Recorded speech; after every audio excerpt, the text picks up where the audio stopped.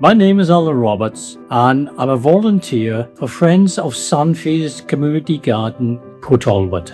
When I came into the library many months ago, which is just over a year, we all started talking about the gardens. And then all of a sudden we got in touch with different people that could help me and others to start the garden. When we first started this as a group, there was a lot of people and still are retired, and a lot of people that have lost work through the alley works and taught still. And as a group, I have found that people talk about how this is a good way of learning how to get on with life instead of sitting down and doing nothing. We work with local partners to create simple, welcoming ways to get involved, whether that's a first visit or trying something new. For many, it's their first step into heritage and into feeling part of their community. Oh, friendships is fantastic here.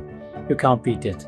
It's the groups that come together have made a community for us, which had been 10 times lost over the years, but have now come back in the library and in the garden. When you get to certain things to plant seeds and they start to grow, you realise how much you have learnt which you had forgotten.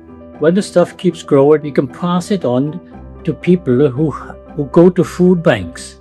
We passed on extra vegetables and stuff like that, which we had a glut of. And I think that's how the community is growing and growing. Led by Tempo and funded with the National Loteri Heritage Fund, the programme uses time credits to recognise people's time, building confidence, skills and connections. Temple time credits that we had, we went to Tenby, St Fagans, Barry Island. The people that we met on the buses from different parts of Leith, Skewen, Swansea and Port Talbot. But a wonderful day out. Hopefully the next adventure we're going to have in the garden is another polytunnel. Because over the last year or so, there was so much in the polytunnel we could hardly move. So we are hoping for a second one. That's our next achievement coming for this year.